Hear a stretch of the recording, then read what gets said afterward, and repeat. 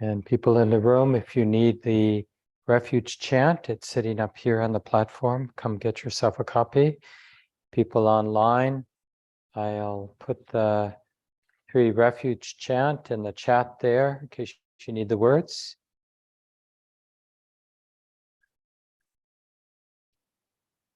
And we'll get started in just another minute or so.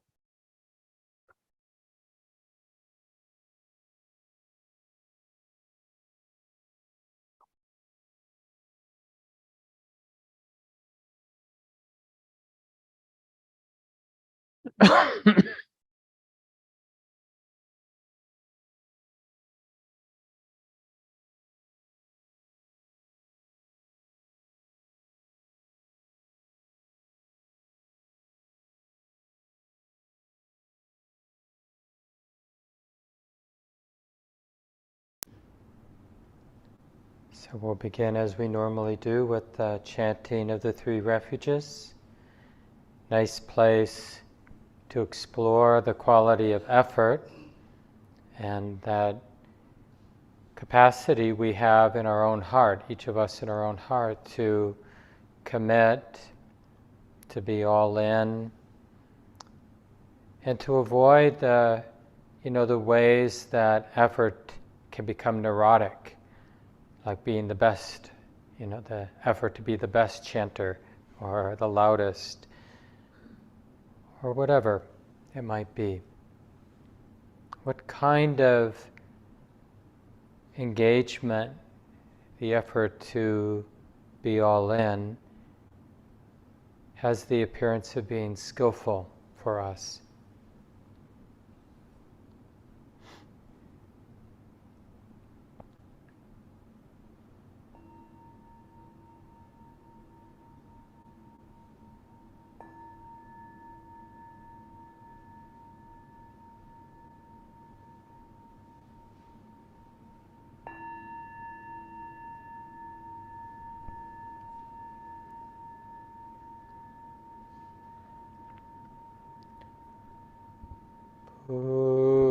Buddhaṃ saranang gacchāmi, Dhammang saranang gacchāmi,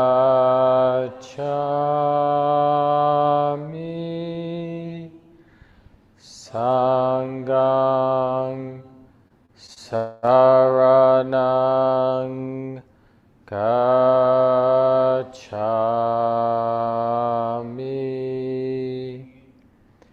Dutiyampi Buddhaṃ saranang gacchāmi, Dutiyampi Dhammang saranang gacchāmi,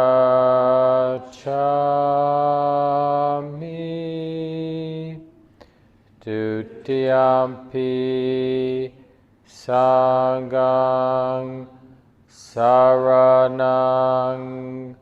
gacchāmi,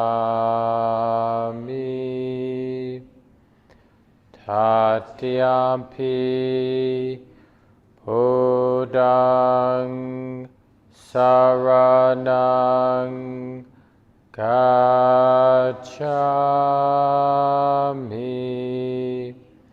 Tatiyampi Dhammang saranang gacchāmi,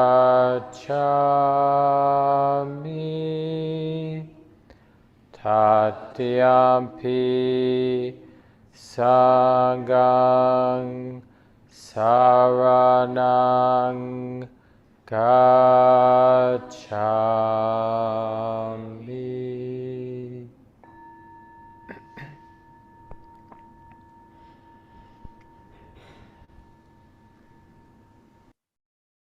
And settle in, Listen to the body, make the adjustments that you need.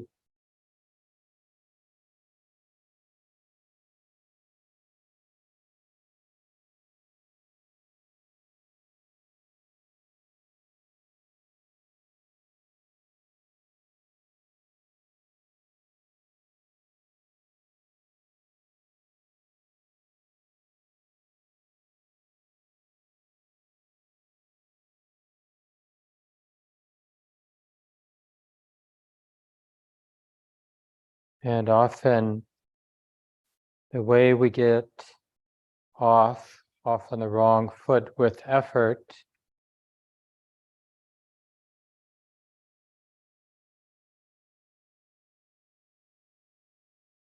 is we tend to want to fall into the basic habit of the mind. So if our basic habit is feeling put upon by life, but that we have no choice but to do whatever we think we're obliged to do, like, oh, now it's time to meditate, then the effort will come out of that understanding. So it might be better, instead of immediately falling into some habit of making effort,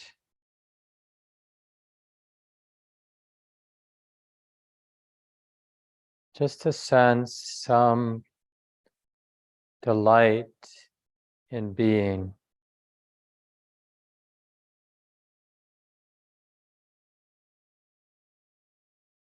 Probably requires taking a fresh look, a new way of feeling into the moment, just the simple reality of being here, being sensitive.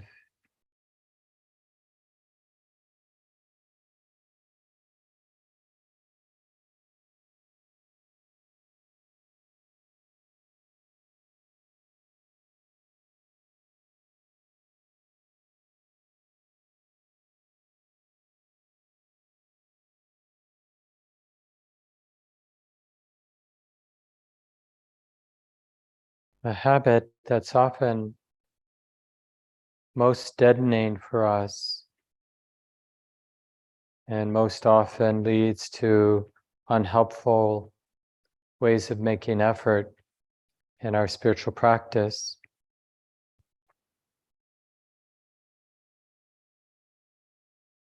is to act out some idealistic notion about the way it is, about who I am and what I'm doing. Because if it's idealistic, that means it's disconnected. And when the heart is disconnected, then things will necessarily feel disconnected. The flatness, the lifelessness of being disconnected.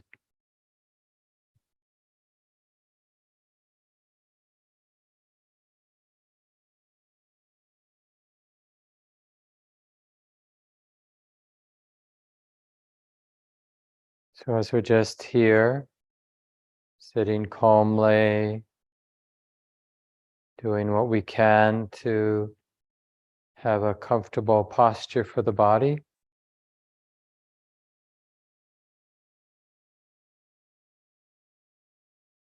And then allowing the mystery, the humility, the not knowing that's already here, just allowing it to manifest or to be recognized, be felt.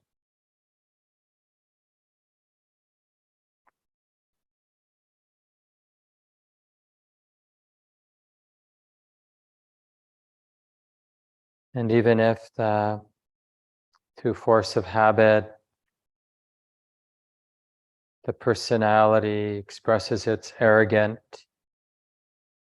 it's idealistic, it's controlling, it's whatever pattern might be dominant for you, even that can be part of the mystery, just how the personality does its thing. Patterns, habits, naturally expressing themselves as an aspect of nature.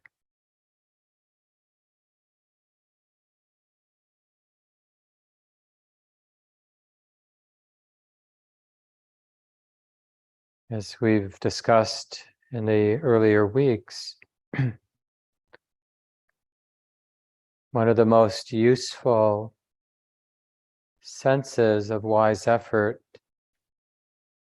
is the uncovering of this capacity to be interested.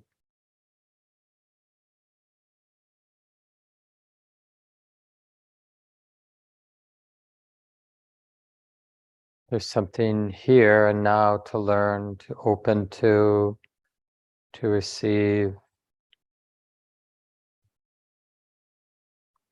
And because we don't really know, can't really know what that is, we rely on being open and humble, sensitive.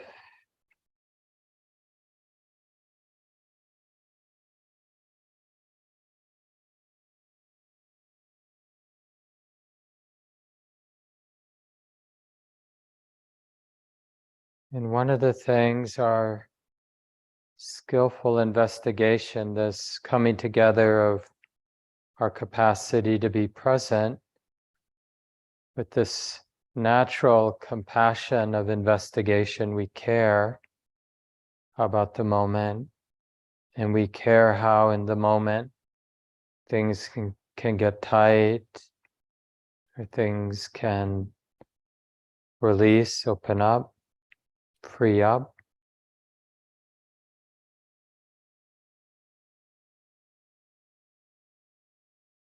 So there's a sense that there's something here and now that's relevant.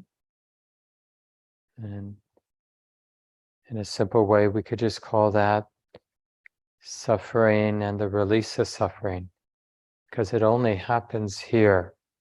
And now it's happening right now. The heart getting bound up or the heart releasing. And so it's this place where the mind will be naturally interested. It will feel that enlivening quality of interest. Sense, even a sense of awe or wonder, just right here in the middle.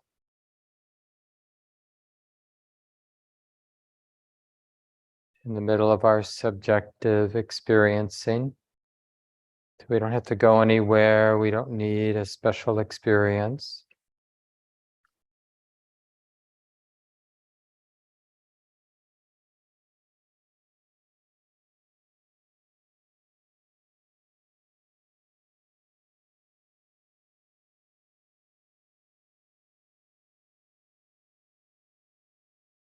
Whatever potential there is for us humans to create a hell realm for ourselves, or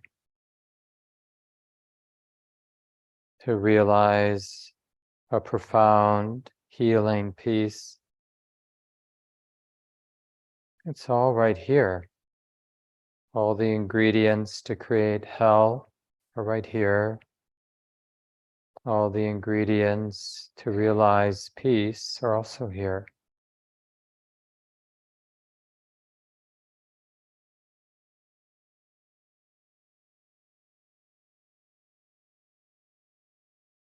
And if you notice, different kinds of efforting, like striving or being ambivalent, not caring, being aversive, warrior energy, whatever. The question is that onward leading to this deep healing peace, or is it onward leading to hell, to things getting tight and heavy? And again, we can directly sense whether the kind of effort is helpful or not. Even if we give up, think that the meditation, it's just not going to happen tonight, or I'm not really good at this Buddhist meditation thing. Even that we can just observe if that's onward leading, that attitude or that conclusion, if it's helpful in any way.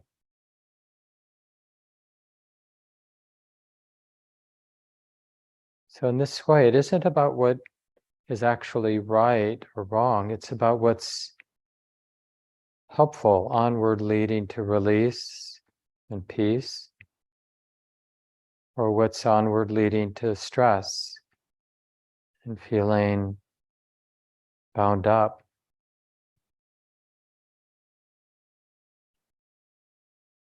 So let's practice for about 15 minutes in silence.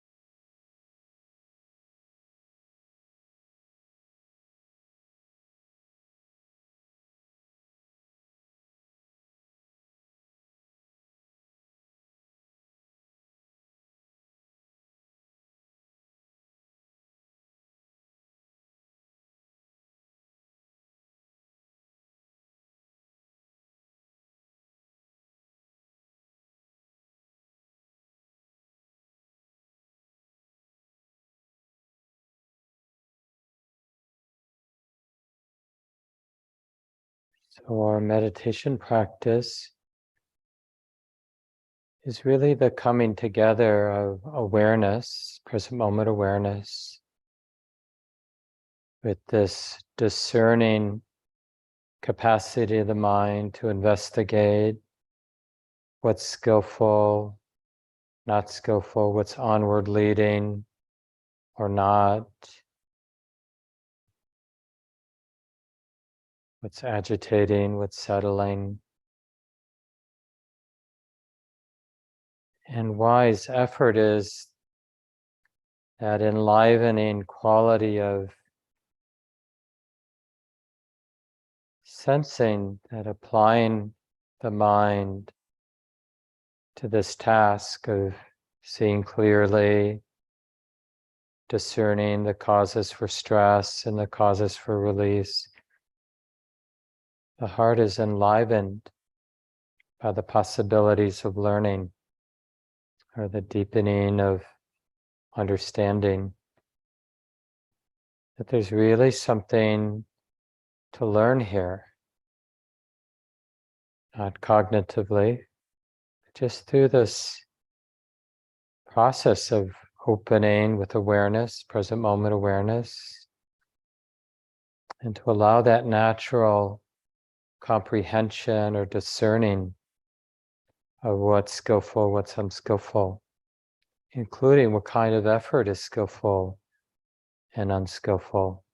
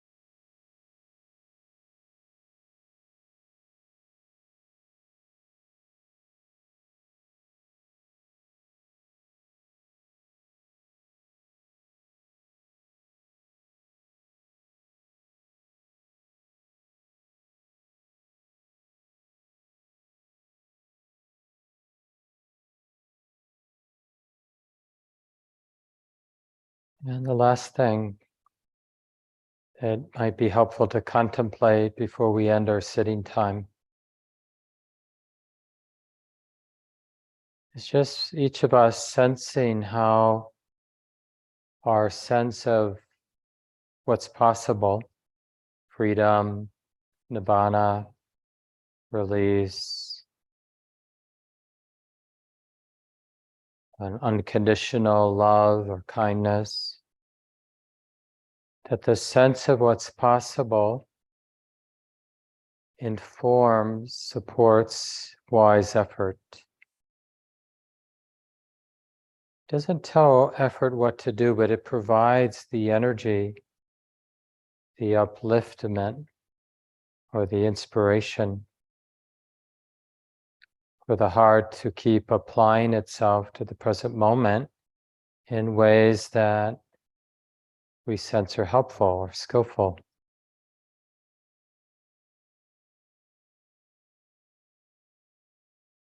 So just notice how easy or difficult that is for you to connect with what you think is possible,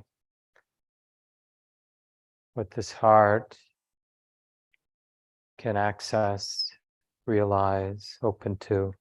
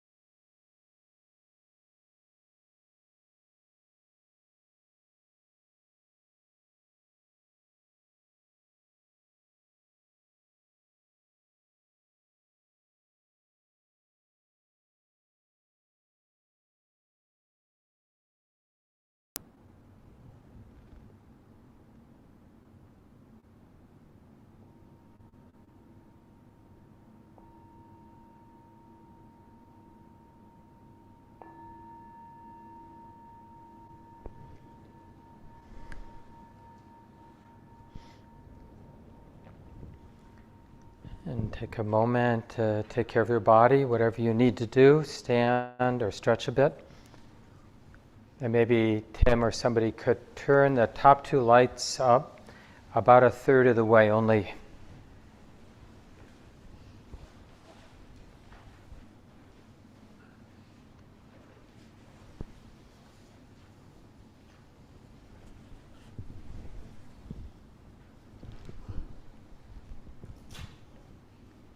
The top two, yeah. So you have to do the thing on the side about a third of the way up, and then the flap has to be clicked too.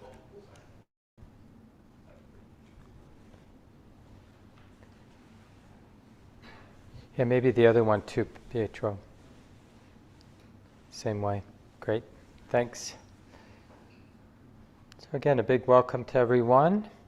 Week 4 of our Buddhist Studies class on the 7 awakening factors, looking at energy into joy tonight. But one of the things I mentioned briefly at the beginning that we'll sense tonight is we've been talking about the awakening factors in a somewhat linear way. We learn about what it means to be present, mindful awareness, sati, this remembering to recognize the present moment. And when that's stable enough, continuous enough, then another natural factor has the opportunity to develop and manifest, and that's what we call the investigation or interest. And because of the stability and continuity of present moment awareness, mindfulness, then wisdom can begin to discern what is, I would call the issue at hand, right? What's most relevant to keep in mind, like how it works. And when we think how it works, we're talking about like, how does it work that I end up being all bound up and tight and unhappy? Or how is it that the heart, the mind ends up at other times, other moments, feeling pretty light and free and happy? And so we need the stability and continuity of present moment awareness to learn about this capacity to discern, to investigate, to unpack kind of the lawfulness of how things come to be, and in particular how heavy states come to be and light states come to be. Because out of compassion, that's just what the heart's interested in. We don't have to tell the heart to be interested in it. The only reason the heart doesn't seem to be interested in it is we haven't realized that that learning is available.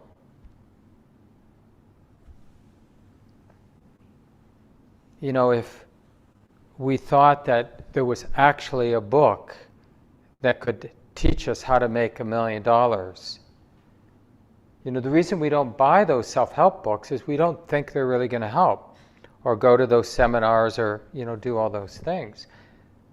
But if we saw for ourselves that this approach or whatever really helps, we would do the third factor. That third factor would naturally arise.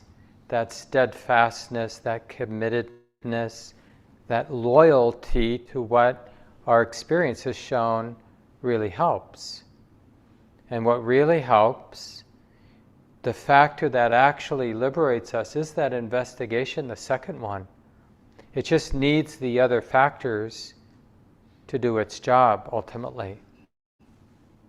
And that's the point I want to make here, because now that we've gotten a sense of the first three, mindful awareness, investigation, and energy, effort, persistence, then we see now how the rest of the factors, joy, tranquility, concentration, equanimity, it's like, this is how we, how we sometimes talk about how the ends and the means have to be in relationship with each other. That's how we know that how we're living, the path, the spiritual practices are trustworthy.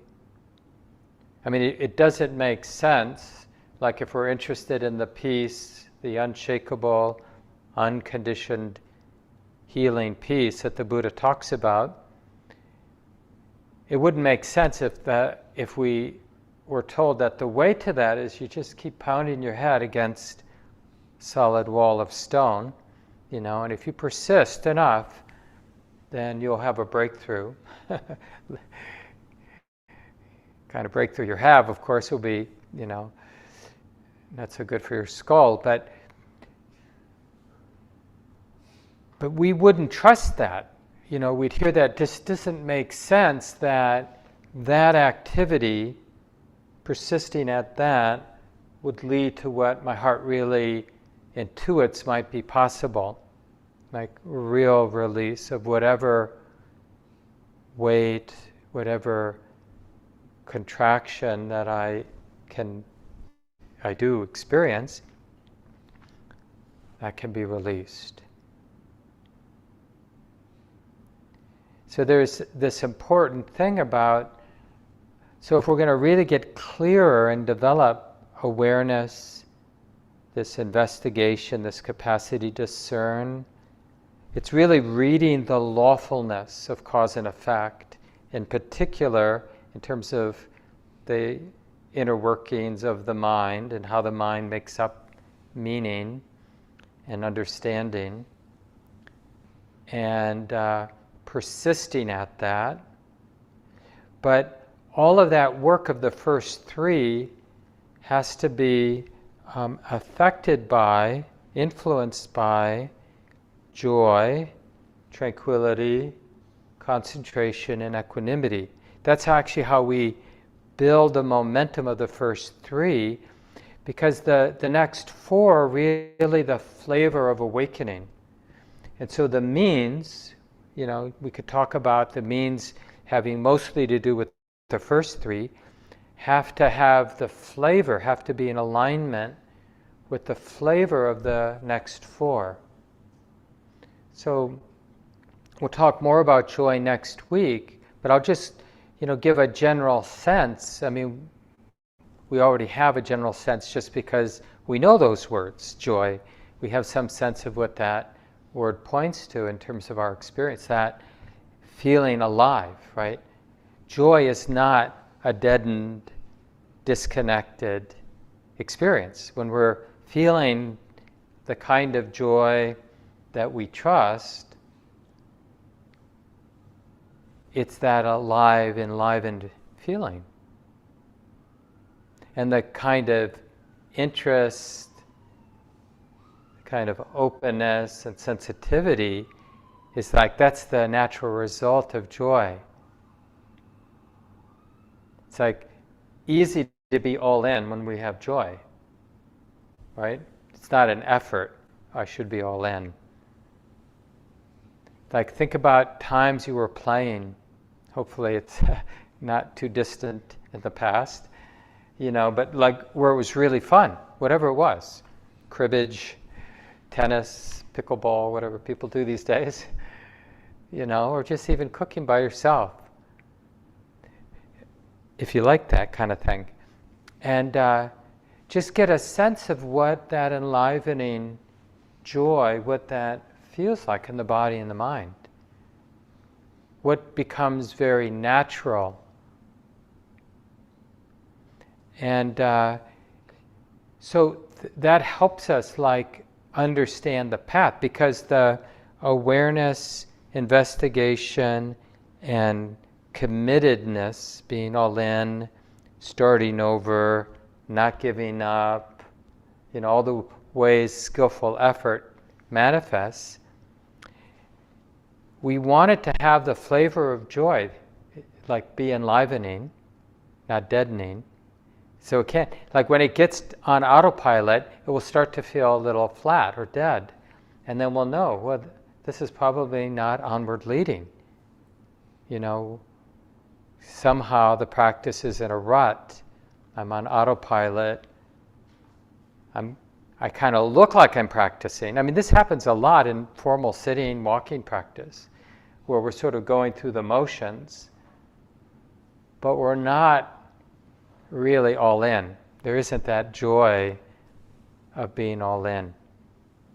And even if we're making significant effort, it can, that application of mind can come out of aversion, it can come out of fear, it can come out of striving to be the best, It can come out of all kinds of idealistic notions, which is different than the energy that arises because the heart is connected. And that's a nice way to think about, like, ways of being, ways of practicing that are onward leading to the happiness the Buddha says is available, that unconditioned happiness. So the release of the heart isn't dependent on any circumstance, right? It's available no matter the conditions. And is that the process is not idealistic. A lot of the path, there's different ways to understand the path, but one way is just the teasing out of idealism. Because practice isn't idealistic at all. And even that sense, because we need the sense of the goal, although we generally use the word aspiration because the word goal has a lot of baggage in English, right? Like what's possible. And we don't know. That's the truth. But we have some intuition, and that intuition has arisen from some experience that we've had. Like moments of feeling a very enlivened joy. Moments of feeling a deep tranquility, a deep ease, a really pleasant, deeply relaxed, heart relaxed ease.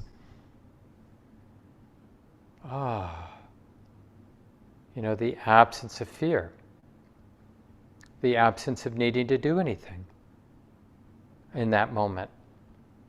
So we know that, and when we have those experiences of that enlivened, delightful, bright joy, or that deep ease of tranquility, or that profound stillness, silence, the mind is empty of being a doer, right? That's concentration. That's the flavor of concentration. Or that profound balance of equanimity, which really has that flavor of non-attachment, dispassion in terms of how things are going to play out. If they play out this way, I'll work with it. If they play out that way, I'll work with it. That's what allows for that balance of equanimity, the seventh factor, right? Is that we know we can work with it. We'll deal with it. And there's a profound, unflappable balance. Just taking care of life, taking care of all beings. So when we're sitting and practicing, or just have the intention to practice in daily life, we know the active parts of the practice is like how to bring to mind and keep in mind present moment awareness, recognizing this is being known, and stabilizing that in any way that we've learned works, so that the discerning, the investigative capacity just comes online simply because there's enough continuity of awareness, and that combined with this fundamental compassion, not wanting to set in motion more suffering for ourselves or others, right? It's like wired in when the heart is sensitive. We'll sense that interest, and not causing ourselves or others more suffering. It's just there. So that's what enlivens the discerning. It's like what makes things tighter, what allows things to release. And that work of being committed to the awareness, the wisdom and awareness, deepening its understanding of what is onward leading to release and what is it that's onward leading to being tight. Not just in the short term, but in the longer term too, right? In the big picture way. Then we have these like, okay, is it dull or does it feel really bright with joy? But is there that deep sense of calm? Does it have a background of calm? Is there a silence, an empty, like it's happening on its own? And that balance of non-attachment, hands off.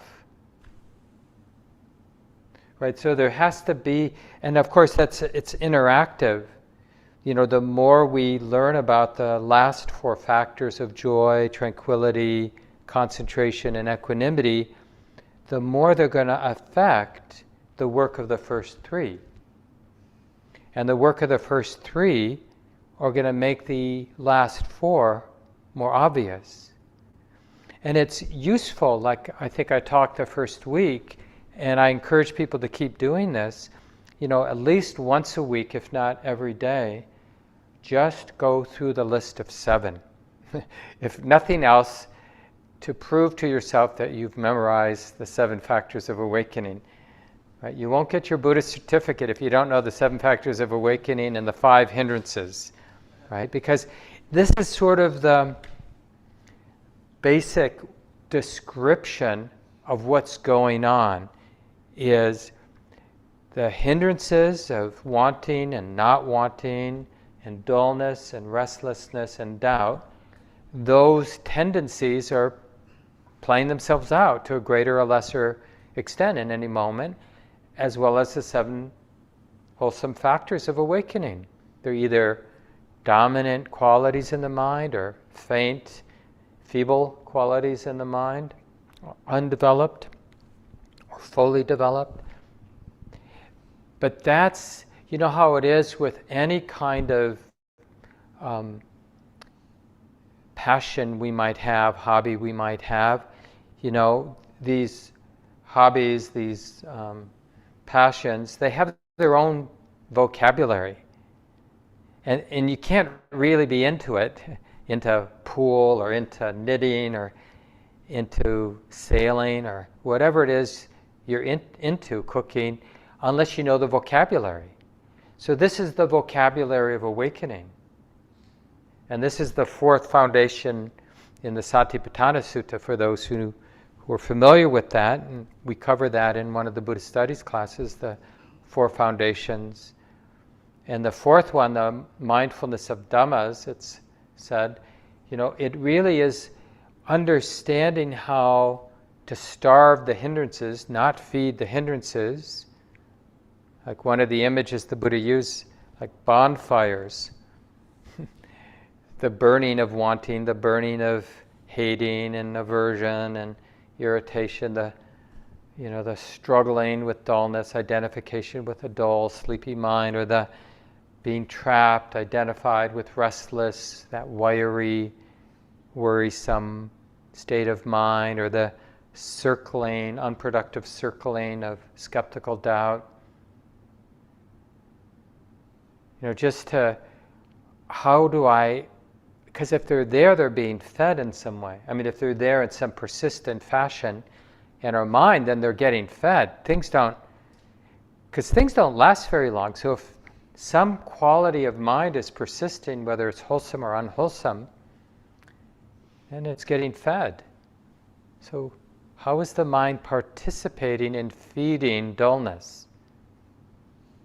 And it's usually getting fed by choices of what the mind is paying attention to and how it's paying attention. Like you notice when you're really sleepy, the mind really wants to look at that gooey, heavy feeling of sleepiness, which just supports the mind going into unconsciousness, into sleep.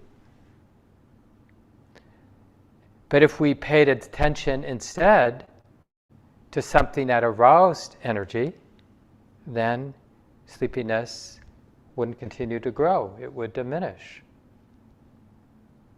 And this is basic, this is the basic law of karma or conditionality, that things arise when the supporting causes are there. That's the feeding. And things cease, they go away, they fade away, they pop, they disappear when they're starved of the supporting causes.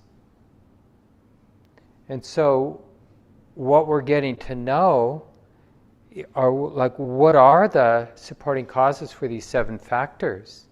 And the answer is basically wise attention. Yoniso manasikara is the Pali phrase, wise attention to what actually strengthens that quality. Right? So that simple exercise of remembering the 7 factors and taking a few seconds with each one and being curious about tranquility. I learned this, I developed a lot of confidence in this when I did about a month retreat with Pa Aksayada using the elements, where it seems such a strange set of 12 qualities: hardness and softness and roughness and smoothness and lightness and heaviness and warmth and coolness and the fluidity, cohesive quality of water and the movement. It's kind of one of the air qualities, that supporting quality. And but if you get interested in something, you start to notice it. And the word, the map, helps you get interested. That's the point for the map of the 7 factors. It helps us get interested. When you're interested, you'll start to notice it. When you start to notice it, you'll start to notice what feeds it and what weakens it or starves it. And then when we know these factors, when we have confidence in these factors, when we can recognize them, then we can really start to see how they support each other. And how it's not even like you or I do this subtle manipulation. They work together. This is the beautiful, inspiring, this is truly the cause for joy, is when you see the wholesome awakening qualities of the mind, the natural awakening, wholesome qualities of mind. When you see directly how they work together and how you don't have to do it, because the flavor that is left in the mind stream is, what the heart most deeply desires is something that can happen on its own. It's the work because clearly, practice takes a lot of work, a lot of effort. But the effort isn't so much doing the awakening process. The effort is really starving the samsara process, the repeated stressful cycles that have momentum. They have to be abandoned. They have to be seen so clearly. And the Buddha says this about the hindrances and the awakening factors. You have to be able to recognize it. You have to be able to recognize when it's there and when it's not there. And when it's not there, what supports it coming into being. And what is there, what supports it getting weak and disappearing from the mind. So both with the unwholesome and the wholesome, is tranquility there or not there? How did it come to be there in the mind? The quality of tranquility or the quality of investigation or the quality of effort. Having been there, what caused it to go away? No, I don't have any steadfastness. I just want to be complacent and let everything happen on its own. We hear these, descriptions of practice like it all happens on its own. And it's like, that's the practice I want. But the question isn't, does everything happen on its own? How do we realize that? Right? We have to realize that, because otherwise it's idealistic. We hear something about the practice, like it's all empty, and that's such a compelling thought. So then we idealistically just want that to be true, as opposed to how might that information, the inspiration, like, so this might be the attribute of the factor of equanimity.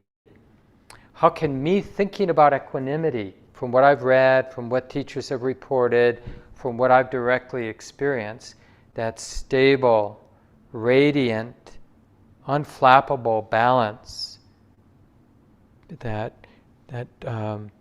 not being dependent on how things are unfolding. But not in like, I give up, so I don't care how things unfold. But the peace, the well-being isn't dependent on how things unfold. That's equanimity, right? So that sense of that, right, how to use that without turning it into something idealistic. So the word equanimity, or whatever word you use for that seventh factor, balance, non-attachment, it has to exist for us as an aspiration, but that aspiration there's a flavor, right? And that flavor is that intuition that this isn't just pie in the sky. This is something I sense. I'm open to. And of course, that's why, like, joy is a little bit more accessible than the deeper states of tranquility, the more profound silence, empty, silent peacefulness of concentration, or that profound balance, that unshakable, unconditioned balance. Right? So it gets more subtle, but we want to move through the list and then see how it informs how we make effort, and how we're curious, how we, that self-compassion that cares about how it is that suffering gets set, stress and suffering gets set emotion, how it is that it can release. Like, this is what we're responsible for. Caring about how suffering comes to be and how it releases, both externally in the ways we relate to each other, the ways we act, speak, and think, and then the effect right here in the mind, in the heart, and the body.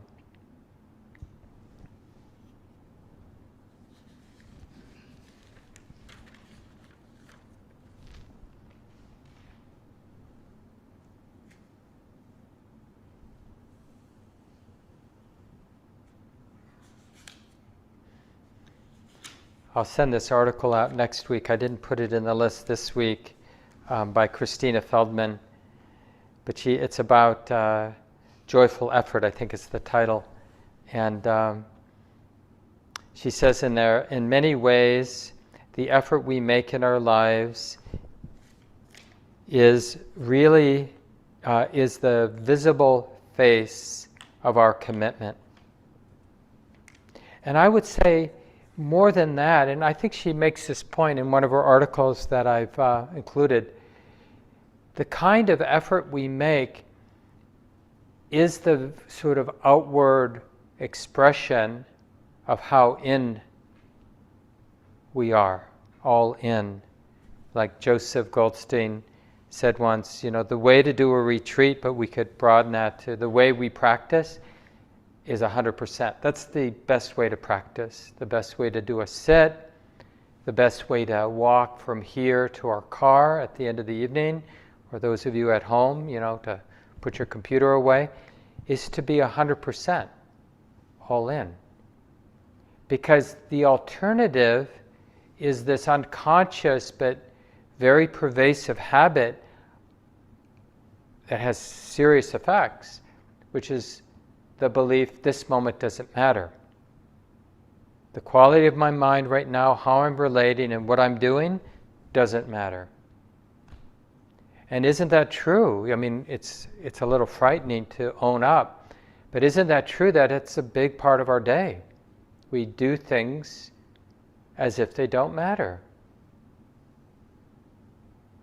I mean, even how we carry our body. You know, there's so many layers of stressful holding that are there in our body simply because we're not making the wholesome effort to notice whether the body's holding unnecessary tension.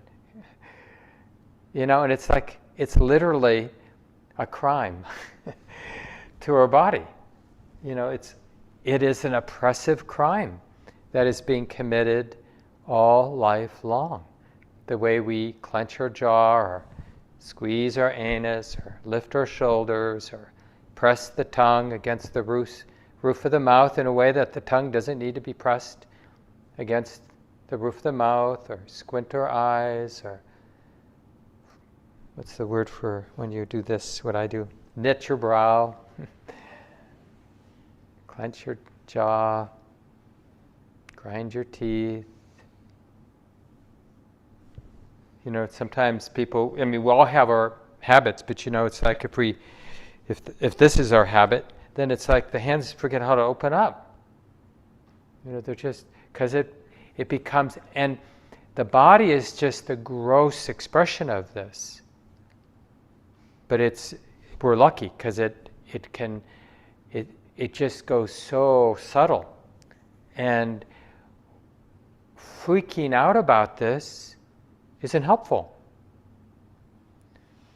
The only thing that's helpful is taking responsibility as best we can and forgiving ourselves when, because of habit energies, we're not taking responsibility for taking care of ourselves and taking care of each other. So that's a nice way. And Joseph Goldstein also said something like, when he was talking about wise effort once, that his whole practice, the whole path, can be understood as a transformation in our understanding about effort, what wise effort is, how we show up, how we commit or avoid it. And I notice it's like this sort of dismissal, like, oh, this isn't deserving of my full commitment. But if I'm in dangerous territory, then, you know, it's like all the wholesome qualities come online because I could really screw this up. I could, you know, mess things up for me or for others, or I could fall off the cliff. So I'm really there. And I'm not tight because tight isn't helpful. But most of the time, we have this unhelpful belief that it doesn't matter. And that's one of the things that the joy informing the quality of effort and informing, supporting the quality investigation and awareness, we really see that every moment is a moment of conditioning. We're conditioning the mind in every moment. And we're either conditioning the mind to keep repeating stressful cycles, what we call samsara. There's no kind of holding place. But that's kind of the lie we tell ourselves, like, I'm not digging the hole deeper. You know, I'm not doing bad stuff. Yeah, I'm sure, maybe I'm not bringing a lot of integrity to my interest in being a loving, wise human being. And the thing is, like, I feel it right now as I'm saying that, it's like my habits of entertainment, let's say, they feel threatened. So does that mean I can never coast, never chill out, you know? But it just means like, and this really helps us understand what wise effort is. it's not that we have to look like a good Buddhist all the time, but we want to make the effort to be interested all the time. And that's an interesting, that makes things interesting. So when you are, because no one's around, going to the fridge and doing what you do, when no one's around, watching what you eat or watching what you watch on TV or on the internet or whatever. So when you are kind of escaping or chilling out, just to get interested in what it's like to be interested in that, but in a non-judging way, in a non-controlling way. Is it okay to make the effort to be interested? To just sense how it is? Because that's a compelling argument to the heart that cares, that sort of basic goodness of self-compassion. It's like, you're afraid of being clear? That seems dangerous to you? And just it really helps us have more integrity around our practice. Don't try to have an idealistic answer, like, no, I should always value awareness. No, we really want to see when we're not valuing being present, we really want to see that for what it is. We don't want to gloss over it with this idealistic, no, I'm the one who believes that awareness is always helpful. Okay. But to see that, even what that is, that's just like, you just don't want to look for yourself. Like how the mind is relating and the habits that exist. Yes, I'll leave it here in the small groups tonight. Just unpacking, sharing what you've learned generally with the 7 factors. But I thought in particular, just this commitment, like if we're committed, if we really do trust being present, what kind of effort is naturally arising? What kind of loyalty and committedness are we noticing? Where do we notice that in our lives, and where do we not notice that in our lives? And how might that be interesting to you? Like, where that remembering the practice and how it can be a burden, so the idea of effort is that it's onerous. It's a problem. But I'm kind of into this thing being a Buddhist, so I have to go through the motions. But it's like, I was thinking about this, it's like when we were in school, we'd put up with it, but it was so nice when it was a snow day. No school. Or whatever, we got a Zoom meeting and then the internet doesn't work. I don't have to do it. Same thing with our practice, it's like noticing how we're looking for, you need help? You need so I guess I won't sit today. Because I have an excuse, I got an out. So just to share about like the kind of commitment and where we've noticed commitment that felt very natural and real and uncontrived, like any place, so not just in your Buddhist spiritual practices, but like where do you see that kind of trustworthy loyalty, committedness, willing to be all in? And what might that look like in spiritual life? What would have to change so that kind of energy, effort, natural, dynamic effort might show up more and more in our practice, in our spiritual lives? Okay, so Dave, I know, is here. He'll divide the group. And folks here in the room, you can just wait a moment.